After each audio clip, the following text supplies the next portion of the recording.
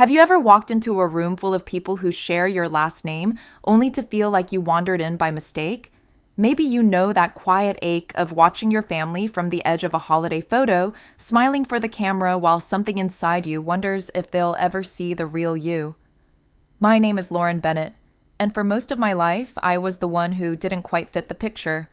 Not rebellious enough to storm out, not docile enough to blend in, just quietly different in a family that cherished sameness. Growing up in a small Pennsylvania suburb, I learned early how to play the role expected of me. My sister Sarah, 2 years older and effortlessly charming, wore the family legacy like a comfortable sweater. She sang in the church choir, baked cookies with our mom, and knew how to make our dad beam with pride. I, on the other hand, loved taking apart old radios and sketching blueprints for imaginary cities in the margins of my school books. I wasn't a problem child, I was just the odd one. The what do we do with her kid. In our house, love was measured in tradition, Sunday dinners matching Christmas pajamas, polite laughter at the same old jokes. I played along, wanting nothing more than to belong. Yet every year, the invisible line between Sarah and me grew thicker. She followed the path my parents had mapped, while I daydreamed about roads no one else could see. I was grateful for the safety of home, but I craved a place where my questions and quirks weren't just tolerated, but treasured. As I got older, my difference became harder to ignore. There were gentle suggestions to try piano lessons like Sarah and more forceful nudges to sign up for homecoming court. But my heart raced not on the stage, but in the robotics club where my hands finally felt at home. With every small win, an essay contest here, a science fair there, I felt a little braver. But I also learned that courage can be lonely. In a family built on harmony, I was the dissonant note, beautiful in its own way, but rarely celebrated. By the time I left for college in Boston, the divide had turned into silence. No one stopped me, but no one packed me a lunch for the road either. I hugged Sarah, promised to call, and drove off with a full scholarship and a trunk full of hand-me-down doubts. My first nights in the city were cold and loud, but the quiet of my tiny dorm room felt oddly familiar. I realized then that belonging isn't always about where you are, it's about who you become when you finally step out of the frame. I wish I could tell you that everything changed in an instant, that I found my tribe and soared. The truth is I stumbled. I worked 3 jobs, flunked a class, and missed home more than I'd ever admit. But I also discovered something powerful, the freedom to build my own life, brick by brick, mistake by mistake. Along the way, I met people who saw my oddness not as a flaw, but as a spark. Mentors, friends, even competitors who pushed me harder than I'd ever been pushed at home. Now, years later, I can look back at that lonely girl and thank her for being stubborn, for refusing to shrink, for believing that her place in the world wasn't something to be granted but claimed. This story isn't just about leaving home or chasing dreams. It's about what happens when you come back not to be welcomed, but to be tested. When the old wounds reopen and you have to decide if you're strong enough to build bridges, not just walls. So if you've ever felt like the outsider, the misfit, the one whose story didn't match the script, this is for you. Over the next hour, I'll take you through the journey of falling out with my family, building a life from scratch, and learning that sometimes the only way to truly belong is to rewrite the definition of family itself. This isn't a story of revenge, but of quiet, relentless hope. I hope you'll see a bit of yourself in these pages and maybe find the courage to keep building your own truth. Let's begin. When I look back, it's strange how the quiet moments shaped me more than the big ones. In our house on Cedar Lane, the world seemed small and safe, a patchwork of backyard cookouts, Sunday pancakes, and endless reruns of family sitcoms. Yet beneath all that comfort, there were currents no one ever talked about. My parents loved us both. I never doubted that, but their love had a shape, and for my sister Sarah, it fit like a glove. For me, it was always a little too tight in the shoulders. I remember the pride on my mom's face when Sarah played her first piano recital, or the way my dad boasted about Sarah's spot on the honor roll. My own wins, fixing the broken toaster, winning a science trivia contest, earned a polite smile, never the same applause. It wasn't cruelty, just habit, but even as a child, I felt the line forming between us. Looking back, I now realize how common this is in families everywhere, not just my own. I've since read about the black sheep phenomenon, how in so many American households, one child slips into the role of the misfit almost by accident. Sometimes it's the kid who asks too many questions or the one whose interests don't match what's expected. I saw it in my friend Angela, whose mother frowned at her love for skateboards, or my cousin Michael, who'd rather write poetry than play Little League. Our parents meant well, but their quiet comparisons and expectations drew invisible boundaries around who we were allowed to become. The truth is, these early patterns shape us for years. If you grew up feeling different, you're not alone. Most of us were never taught how to celebrate what sets us apart. For me, the difference showed up in tiny moments. When Sarah got a new dress for Easter, I was handed her hand-me-downs, always a size off, always a bit faded. When family visited, Sarah got to serve dessert. I was expected to clear the plates. I remember once in 3rd grade, I built a model bridge out of popsicle sticks and glue, so proud I nearly burst. My teacher praised me in front of the class, but at home, the model was left to gather dust on the side table, while Sarah's painting of a daisy hung in the hallway for years. I didn't resent her, she was kind and never cruel. But it's strange how little things repeated over time can become the story you tell about yourself. I was the handy one, the odd one, the she'll figure something out kid. It's easy to think children are resilient, and in so many ways we are. But I can see now how these subtle cues changed me. I stopped sharing my weirdest ideas, started asking fewer questions at the dinner table. When Sarah talked about her day, my parents listened closely. When I spoke up, there was always a distraction, an oven timer, a phone call, the weather. By the time I hit middle school, I'd learned to retreat into my room tinkering with old radios and dreaming up inventions I never showed anyone.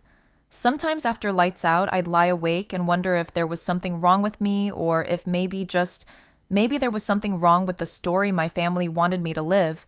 As I grew older, I started to notice the same patterns everywhere. At school, teachers would call on the star students while the rest of us quietly blended into the background. On television, families always had the golden child, and the oddball sibling played for laughs or drama.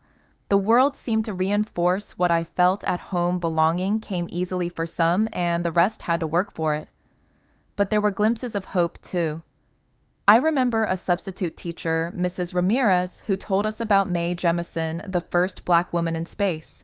She was the kid no one expected to make history, Mrs. Ramirez said. But she did. It was the first time I realized being different wasn't a weakness. Sometimes it was the very thing the world needed most. That lesson took a long time to settle in, but it's one I hold close even now. What makes us different in our families might just be our superpower in the world. The mistake, I think, is believing you have to hide it or that you're less lovable because you don't fit a certain mold.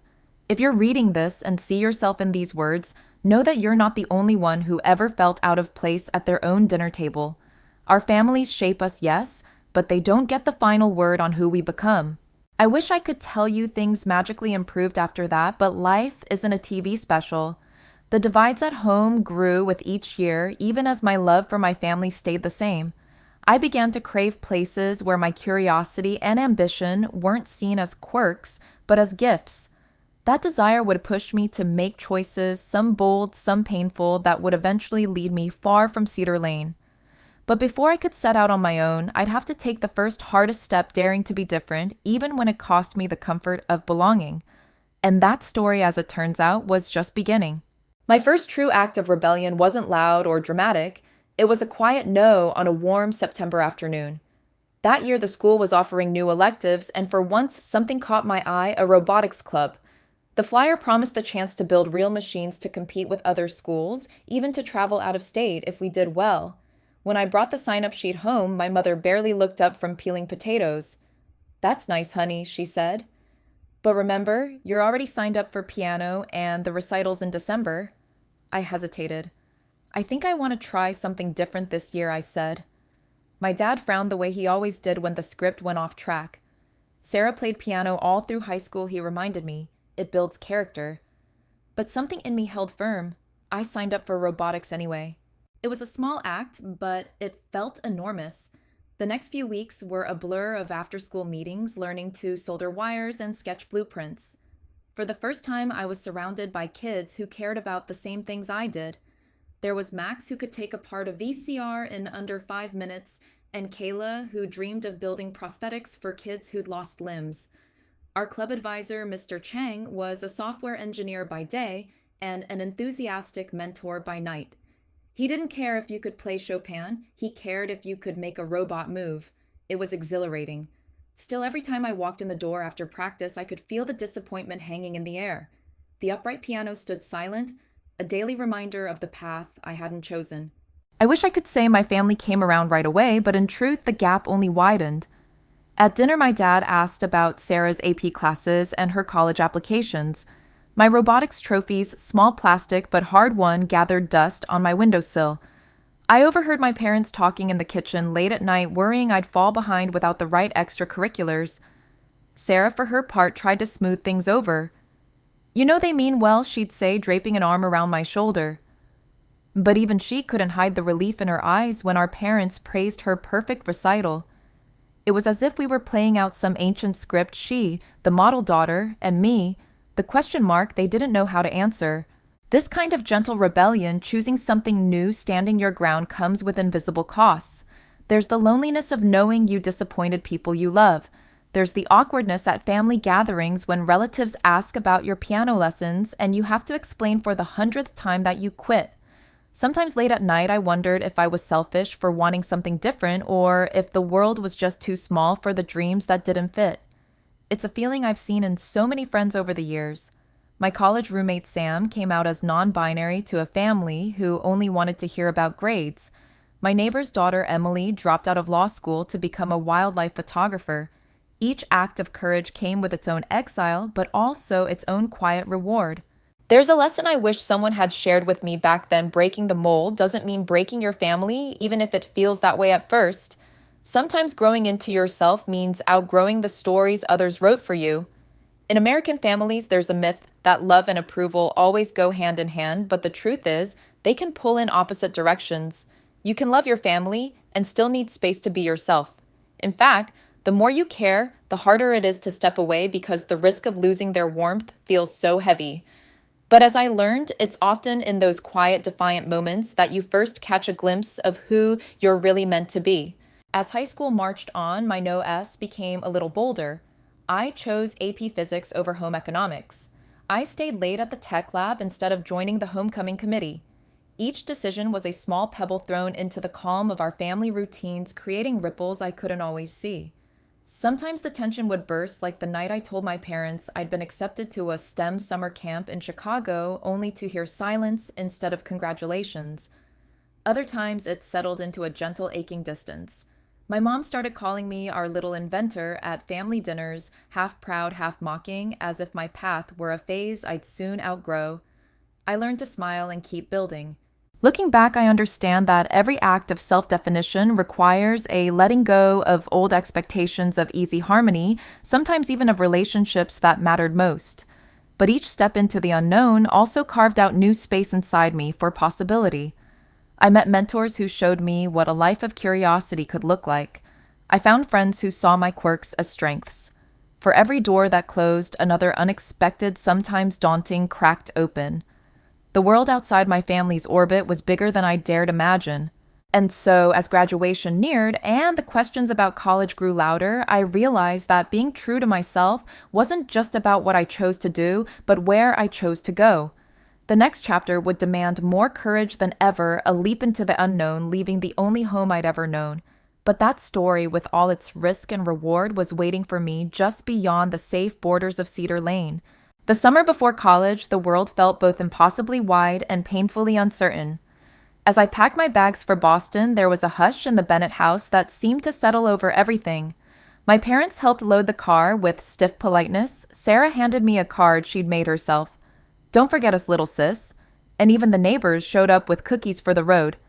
But behind the smiles lingered an unspoken worry that I was leaving not just home, but the safe story my family had written for me.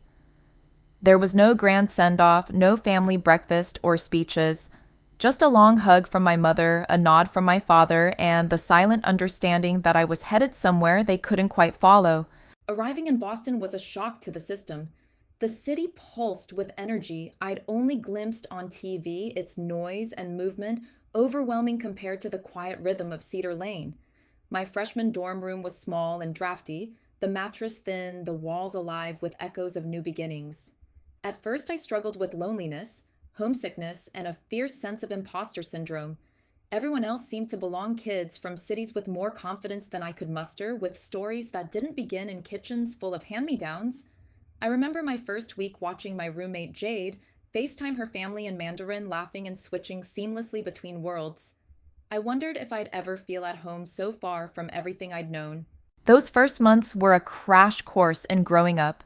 I worked late night shifts at the library to cover textbooks, ate more ramen than I'd care to admit, and called home less often, not wanting to sound ungrateful or lost. There were moments I considered quitting, especially after bombing my first calculus midterm.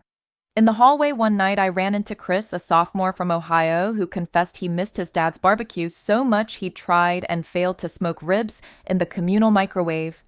We laughed until our sides hurt, and in that simple exchange, I learned a truth that isn't always obvious. Everyone is carrying a bit of homesickness, a bit of uncertainty, no matter how put together they seem. Gradually, Boston began to feel less like exile and more like possibility. I joined a student tech club where no one cared how I dressed or how weird my interests seemed at home. My ideas were welcomed, debated, even challenged, sometimes fiercely, but always with the respect I'd longed for. For the first time, I met women professors who talked about science as adventure, not just a subject to memorize. I discovered a city that valued grit and invention, a place where failure was part of the process, not something to be hidden in shame. Every small success, acing a group project, landing a paid internship, getting a genuine compliment from a mentor, chipped away at the fear I'd brought with me from Cedar Lane. I thought of my parents often, especially during holidays. Thanksgiving that first year was a quiet affair, a few friends, a store-bought pie phone calls home that lingered awkwardly. My father always asked if I was keeping up my mother's sent care packages of homemade cookies and warm socks. Sarah's texts were less frequent, but she still sent photos from home, her in the choir, our childhood dog curled on the porch. Sometimes I ached for the comfort of family routines, but more often I realized how much space I needed to grow. College became the testing ground for every lesson I'd learned about resilience, self-doubt, and the real meaning of belonging. I met people who were redefining themselves every day. Jade, who juggled classes and helping run her family's restaurant, taught me how to find balance. Chris introduced me to his group of found family friends who celebrated birthdays, supported breakups, and survived finals together. I saw firsthand how so many Americans far from home built new circles of trust, pieced together from shared struggle and small acts of kindness. The myth of independence in America is a double-edged sword. We're encouraged to make it on our own, but the truth is, nobody does it alone. Learning to ask for help, to admit you're scared or lost, is its own kind of courage. Looking back, I understand now that leaving home isn't just about escaping, but about making space for something new to take root. I carried the best and worst of Cedar Lane with me, its warmth, its blind spots, its habits, and I spent those college years learning which parts I wanted to keep and which to quietly let go. If there's a lesson in all those late-night doubts and hard-earned victories, it's this: growth begins where comfort ends. By trusting myself enough to start over, even when I was terrified, I discovered parts of me I never knew existed. And so, as graduation approached, I found myself standing at another crossroads, ready to build a future on my own terms. The decision to launch a company to stake my claim in a world that rarely makes room for outsiders was both daunting and exhilarating. But I knew by then that courage doesn't mean being fearless. It means showing up anyway with all your questions and your hopes in hand. The next chapter, building Greenfleet AI, would test every lesson I learned so far and force me to discover just how much grit and heart I could bring to the table. Building Greenfleet AI wasn't a lightning bolt. It was more like digging a garden in stony ground, one stubborn inch at a time. After graduation, I teamed up with Marcus, a classmate, as obsessed with sustainable tech as I was. Our vision to create software that would help trucking companies save fuel, reduce emissions, and modernize old-fashioned logistics. We worked out of his aunt's garage in South Boston, living mostly on ramen and hope coding late into the night, chasing grants and sketching ideas on every available scrap of paper. The romanticism of startup life faded quickly as we realized just how much the world resisted change and how little two 20-somethings with no connections really knew. Our first big disappointment came early. We pitched to a mid-sized local freight company, and after weeks of emails and presentations, they turned us down. Too risky, the manager said. No one else is doing it. I felt my stomach drop, embarrassment flooding in. Marcus tried to laugh it off, but that night as we walked home, I could tell the rejection hit him hard too. I remembered what it felt like back on Cedar Lane to have my ideas waved away for being odd or unnecessary. The startup world was just a bigger stage with the same old doubts. Still, we picked ourselves up and kept moving, learning, adjusting, and failing forward. It wasn't all struggle. The small wins, fixing a bug that made our route optimizer twice as fast, getting a call from a local business owner who wanted a demo, receiving a tiny grant from the city, kept us afloat. We celebrated every milestone, even the ones that would look insignificant on paper. I think that's something the movies get wrong about entrepreneurship. They show you the big speeches, the magazine covers, the sudden windfalls. They skip the endless hours of work no one sees, the nights when you question your own sanity, the mornings you force yourself out of bed because if you don't, nothing moves forward. I started to understand why so many startups never make it past year one. It isn't just the market or the funding.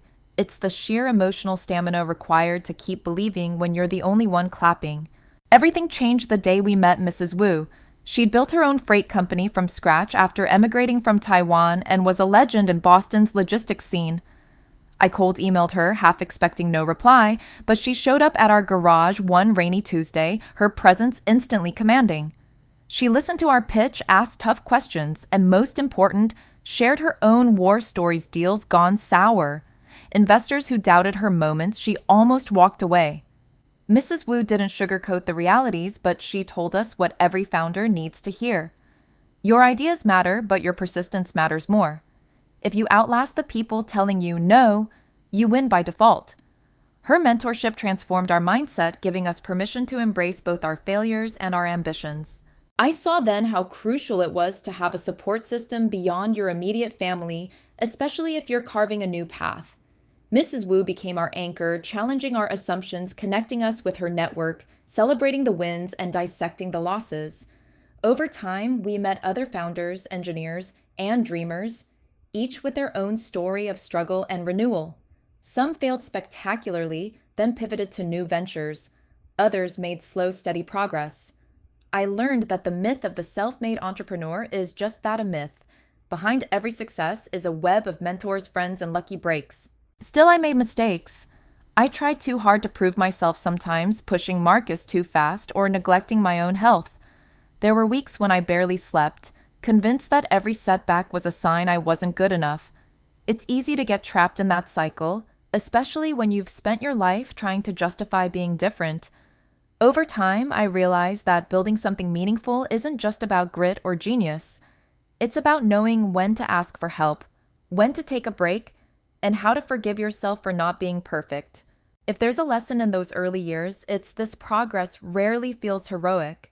More often, it's about quietly showing up again and again, long after the applause has faded. The garden we planted in that drafty garage was slow to grow, but every root that took hold was a victory, a testament to persistence, not luck. And as our software finally started catching the attention of bigger clients, I could feel my world widening. For the first time, my difference wasn't something to hide. It was the reason we stood out. Just as things were beginning to look up, though, a message from home reminded me that the journey wasn't only about business. An invitation arrived for my mother's 60th birthday. Instantly, the old currents of family expectation and childhood doubt rushed back. I'd spent years building my own life, yet part of me still wondered if I'd ever truly belong, if success in the outside world could mend the quiet divides of Cedar Lane. With a mix of hope and trepidation, I booked my ticket home, not knowing that the next chapter would challenge everything I thought I'd learned about family forgiveness and starting over. Returning to Cedar Lane after years away was like stepping onto an old stage where everyone remembered their lines except for me. The house looked smaller, the neighborhood a little quieter, but the familiar tension hummed beneath the surface. My mother's 60th birthday was a big affair. Sarah had organized a garden party, the cousins were in town, and every surface was draped with pastel streamers and family photos. I arrived gift in hand, heart pounding harder than it ever had before a business pitch. The moment I stepped through the door, I felt both seen and invisible, a curious paradox only families seem to master. The reception was polite but cool. My mother hugged me, her eyes searching for clues about how I'd changed. My father offered a stiff handshake. Sarah was bright and busy, introducing me to neighbors as my little sister, the one in tech. Her pride was real, but it carried an edge as if my accomplishments needed to be explained. Throughout the afternoon, relatives asked about my job, some with genuine interest, others with thinly veiled confusion. "So you work with computers? How does that save the planet?" "That's nice." I found myself shrinking, playing the part of the prodigal daughter, aware that my presence seemed to disrupt the carefully arranged tableau of family tradition. The hardest part was realizing how the patterns of childhood still held power. At dinner, conversation flowed around me, stories of Sarah's kids, their recitals and soccer games, the latest news from the neighborhood. When I shared news about Greenfleet, the subject shifted quickly. It wasn't that they were unkind, they just didn't know how to connect with the person I'd become. The things I valued felt invisible, while the things that mattered to them, family routine, predictability, felt impossibly far from my daily life. I watched my mother laugh with Sarah, her pride so easy, so natural, and wondered if I'd ever fit back into that warmth. There are so many American families like mine where love is real, but understanding lags behind. Sometimes we grow up believing there's only one right way to belong, and anyone who drifts too far risks being left out in the cold. I saw it in my college friend Bianca, who spent holidays alone after coming out to her parents, and in my neighbor Mr. Green, who hadn't spoken to his brother in 20 years over an argument about inheritance. It's a quiet heartbreak rarely discussed at the dinner table, but it shapes lives all the same. If you've ever felt that chill at your own family gatherings, you know how deep those old wounds can run. That weekend, I found myself torn between two worlds. In Boston, I was a leader, an innovator, someone whose ideas mattered. At home, I was still the odd one. The question mark. There were moments of connection, a shared memory with Sarah, my niece, tugging at my hand, my father telling a rare story from his youth, but the distance was always there, like a river you can see but can't cross. For years, I thought if I just achieved enough, they'd see me differently. But standing in my childhood backyard, I realized that some divides can't be closed by success alone. Sometimes the things that separate us are older than we are. Still, there were glimmers of hope. My mother pulled me aside after dinner, asking quietly about my work and if I was happy. For the first time, she listened, not as a judge, but as a mother curious about her grown daughter. Sarah and I walked together, reminiscing about the treehouse we'd built as kids, laughing about splinters and crooked nails. Even my father, who rarely spoke of feelings, watched me with something softer in his eyes. The change was small but real, a reminder that families like people can surprise you if you let them. The lesson, I think, is that reunions are rarely the endings we imagine. Old wounds don't disappear overnight, and understanding can't be forced. But there is healing in simply showing up and being present, even when it's uncomfortable, even when the welcome is uncertain. By coming home, I was choosing to be part of the story, not just a footnote. It didn't fix everything, but it mattered more than I knew. As the party ended and relatives drifted home, I realized the next test wouldn't come from my family, but from someone new, an unexpected ally who would challenge my old ideas about support, belonging, and what it means to build bridges where none existed before. That person, as it happened, was already closer than I imagined, waiting to change the shape of my story in ways I never saw coming. You never know who's going to reach out a hand when you need it most. For me, that hand belonged to Elliot, my sister Sarah's boyfriend, who until that spring was mostly just a friendly face at family gatherings. A quiet presence who always helped carry folding chairs or refill the lemonade. We didn't talk much. Elliot worked in finance, liked baseball, and blended so naturally into my family's rhythm that I almost envied him. So when I heard he was moving to Boston for work, I expected our worlds to remain separate. But life, as it turns out, loves a twist. A month after the birthday party, I was leading a team meeting at Greenfleet when the HR manager stopped by with a new hire. I looked up, and there was Elliot, just as startled as I was. The awkwardness lasted only a moment before he smiled, genuinely warm. "Small world," he said. "Hope that's not weird." In that instant, my two lives, home and work, collided. I worried what my team would think, what Sarah would say. But Elliot put professionalism first, quickly finding his place on our analytics team, treating me not as Sarah's little sister, but as his boss. It was the kind of respect I'd quietly craved from my own family for years. What surprised me most was how easily Elliot fit in at Greenfleet. He asked smart questions, worked hard, and offered insights that improved our software's efficiency. When a big client presentation went sideways, he backed me up without hesitation, calmly fielding tough questions and helping me regain control of the room. Later, over coffee, he confessed he'd been nervous about working with me, afraid of crossing family lines, or worse, not living up to the high standards he'd seen at home. "But you run a tight ship, Lauren," he said with a grin. "And you listen. That's rarer than you think." His words stayed with me, a quiet affirmation that I could lead and be seen for who I was outside of my family's narrow expectations. Our partnership at work began to shift things at home too. At the next family dinner, Elliot told a story about how I'd solved a tricky software bug, giving me credit in front of everyone. It was a small gesture, but I saw my parents' eyes widen, curiosity flickering where skepticism had always lived. Sarah, for her part, seemed surprised and maybe a little proud. The distance between us shrank, if only by an inch. It made me think of how often the people closest to us are blind to our growth and how sometimes it takes an outsider to help them see what's been there all along.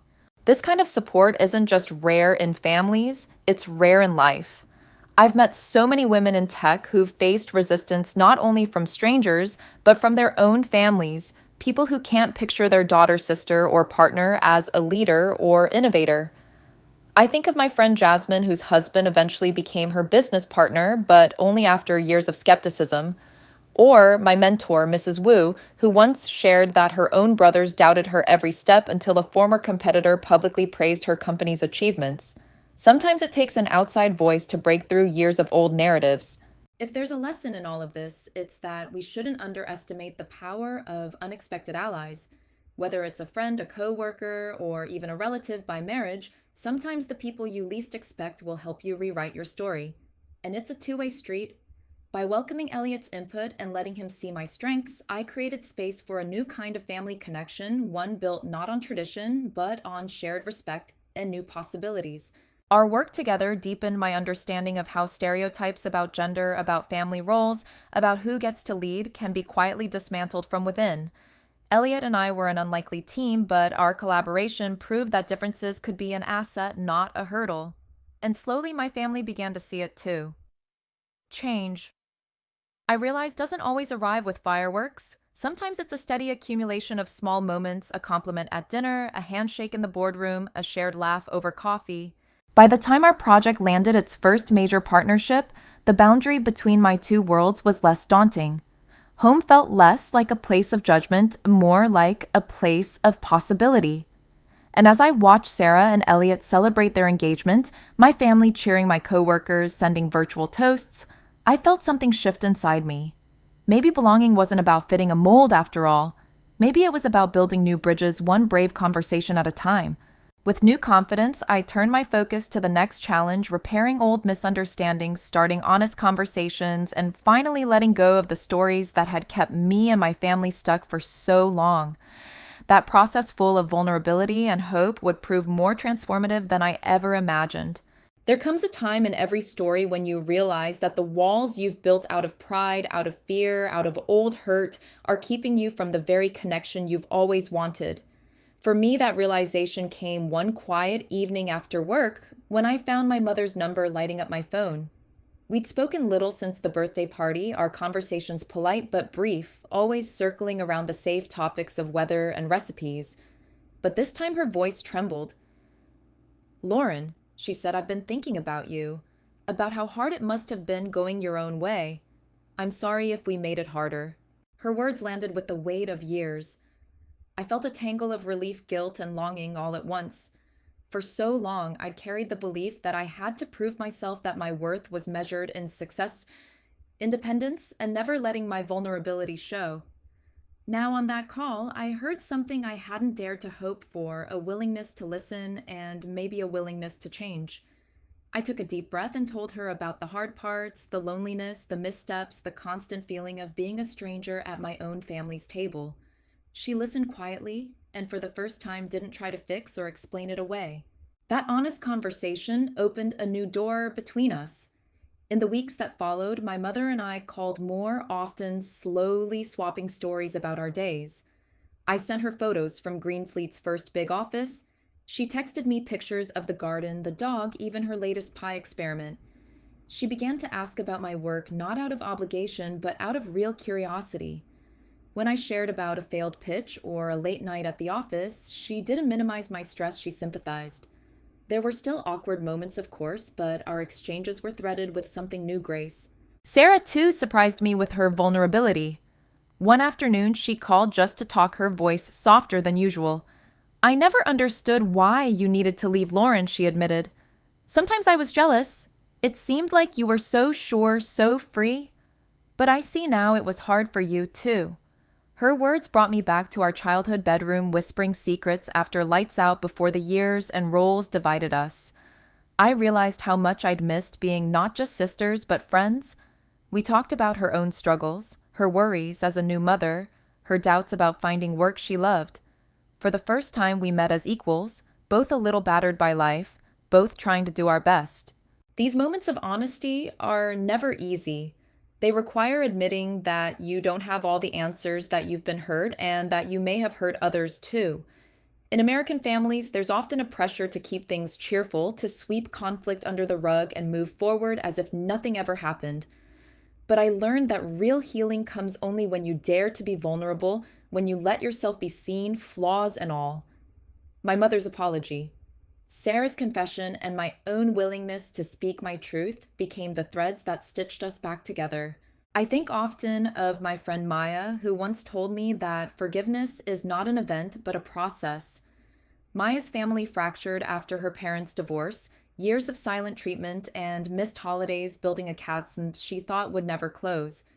It wasn't until she wrote her father a long letter pouring out her pain, her hopes, and her willingness to start over that the thaw began. It took months of awkward dinners and halting conversations, but over time, they found their way back. Their story, like mine, is a testament to the slow magic of honest words and open hearts. If there's a lesson in this turning point, it's that growth demands both courage and tenderness. It's easy to armor up to keep proving and defending, but the real transformation happens when you lower your guard and invite others in. Vulnerability isn't weakness. It's the birthplace of connection and change. By daring to have these conversations, my family and I began to rewrite our story, not as one of estrangement, but of new beginnings. As spring settled in Boston, bringing its promise of renewal, I realized that healing isn't just about repairing the past. It's about building new habits, choosing day by day to keep reaching out, to keep listening, to keep believing that things can be better. That spirit of gentle persistence would shape the next chapter of our journey as we took our first tentative steps toward truly rebuilding as a family. Mending relationships, I discovered, is more like tending a garden than fixing a broken vase. There's no instant glue, no dramatic gesture that magically makes everything right. Instead, there are countless little moments, some awkward, some sweet, that over time knit a new kind of closeness. After the honest conversations with my mother and Sarah, I felt hopeful but cautious. I knew trust wouldn't return overnight and that old habits would sometimes tug us backward. So I focused on the small things: a call every Sunday, a text with a funny photo, a recipe swapped between time zones. Each act was a seed quietly rooting new habits of connection. The first real test came when my mother and Sarah visited Boston together. I'd invited them to see Greenfleet's new office and promised a weekend of good food and city sights.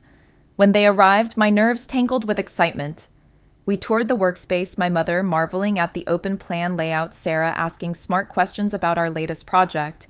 For lunch, we picnicked by the river, laughing over spilled lemonade and chasing my niece as she tried to feed the ducks. There were clumsy moments. My mother accidentally called my company Green Feet. Sarah confessed she still didn't quite understand what an algorithm was, but the warmth between us felt genuine, if a bit fragile.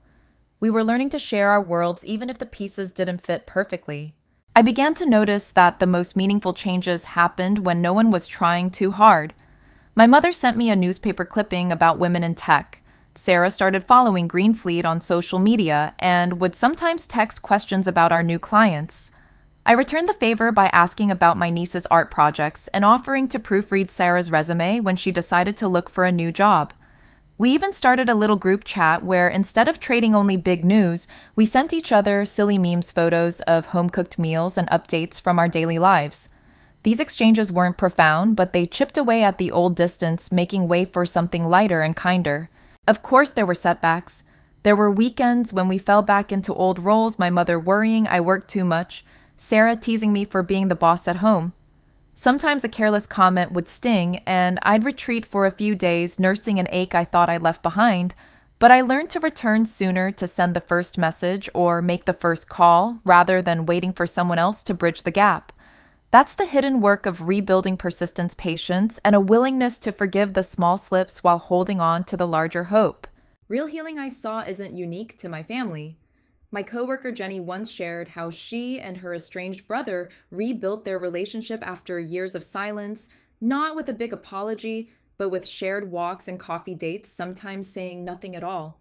Another friend, Carlos, reconnected with his parents after moving back home to care for his father, their trust restored through months of everyday routines, folding laundry, tending the garden, watching baseball together in companionable quiet.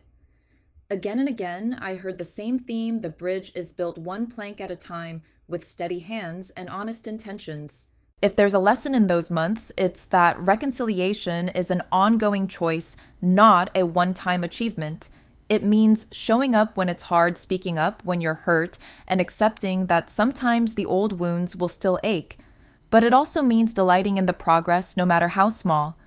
I began to feel less like an outsider and more like a part of a family, learning together how to belong to each other in new ways. Our differences, once sources of tension, started to feel like gifts: Sarah's practicality balancing my big dreams, my mother's tradition grounding our experiments with change. As we headed into autumn, the rhythm of our connection grew steadier. I visited home for my niece's birthday baked cookies with my mother and cheered as Sarah accepted a new job, her confidence blossoming in ways I hadn't seen before. The air between us was lighter, the conversations more open. We still stumbled, but now we had the tools and trust to find our way back. And just as we found this new sense of family, a bigger milestone appeared on the horizon, one that would invite us to redefine what success, togetherness, and legacy could really mean. The next chapter was no longer about mending the past, but about dreaming forward, building traditions that belong to all of us, and learning that the family we create can be as rich and resilient as the one we're born into. As autumn settled over Boston, I found myself thinking more about what success meant, not just for me, but for my whole family. For so long, we'd measured it in quiet ways: the stability of Sarah's home, my parents' well-tended garden, the proud display of school trophies, and wedding photos in our living room. But as our bond slowly rebuilt, I realized that the old scorecards didn't capture the new story we were writing together. For the first time, I wanted to share my wins with my family, not just as proof of belonging, but as invitations to something bigger. When Greenfleet AI won a City Innovation Award, I invited my mother and Sarah to the ceremony. They both dressed up and sat in the front row, clapping and beaming as I accepted the plaque. My mother asked questions afterward about how our software worked, genuinely curious. Sarah, ever the organizer, offered to help with social media and suggested ideas for community outreach. Watching them cheer for me, not out of duty, but out of pride, filled me with a quiet joy I hadn't known I was missing. That night, as we celebrated over pizza in my apartment, I realized this was the kind of success that truly mattered, shared, witnessed, and woven into the fabric of our new family story. Sarah, inspired by our changes, began to dream bigger herself. She applied for and landed a position leading children's programming at the city library, a job that let her combine her love for books, kids, and organization. She called me after her first big event, breathless and proud, describing how she'd coordinated a citywide reading challenge. "I never thought I'd do something like this," she confessed. "Watching you build Greenfleet made me brave too." In that moment, our journeys felt linked, her confidence growing as mine did, each of us modeling for the other what was possible when we stepped outside of expectation and into our own strengths. Our mother, too, began to see herself differently. She joined a local community group for retired teachers, leading workshops on creative writing and mentoring new volunteers. She shared her experiences in our group chat and sometimes sent short stories for us to read, little snapshots of our family, our hometown, and the small moments that had shaped her. It struck me how every generation redefines legacy, not by preserving the old exactly as it was, but by allowing it to grow. Our traditions, Sunday dinners, holiday cookie swaps, singing old songs, gained new meaning when we made room for new people and new ideas. I started noticing that more American families were going through the same transformation. My friend David told me about his parents who'd adopted new holiday rituals after his marriage to a partner from another culture, learning to cook new dishes, blending languages, opening their home to friends who had no local family of their own.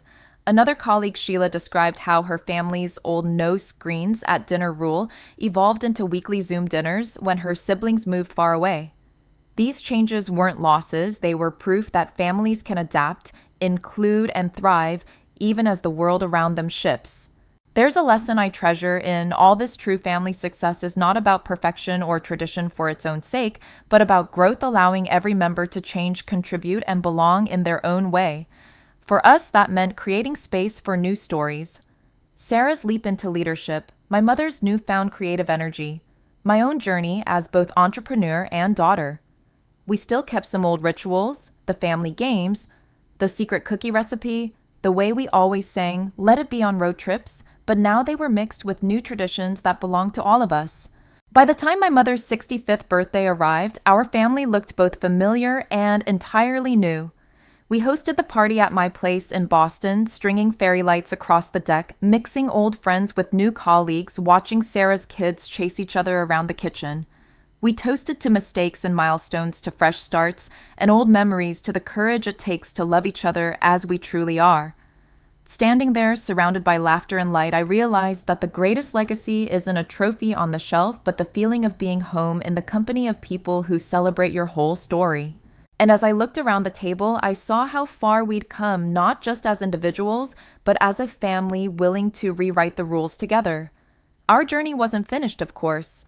The next step I knew would be to honor the lessons learned, forgive the stumbles, and keep building a legacy that was as resilient and open-hearted as the people who called it home.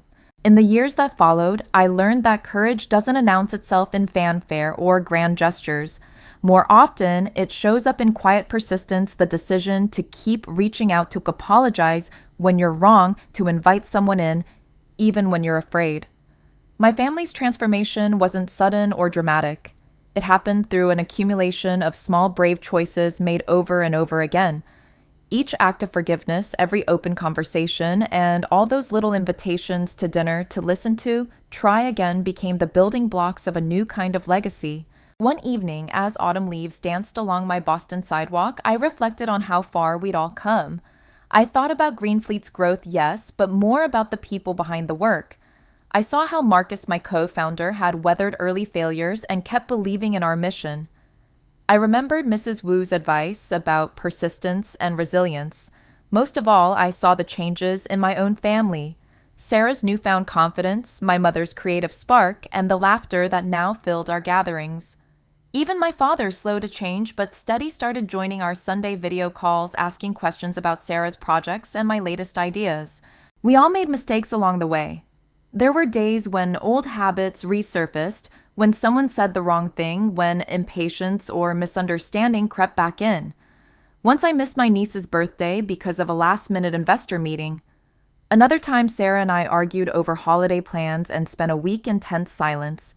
These stumbles didn't undo our progress. Instead, they became moments to practice what we'd learned. We apologized, we forgave, and we chose again to keep showing up for one another. I realized that lasting change isn't about erasing the past, but learning to move through it with grace. I saw this lesson reflected in others too. My friend Jasmine, now leading a nonprofit for women in tech, shared her own stories of trial and error, how she'd once lost her temper in a boardroom or felt like quitting when a grant fell through.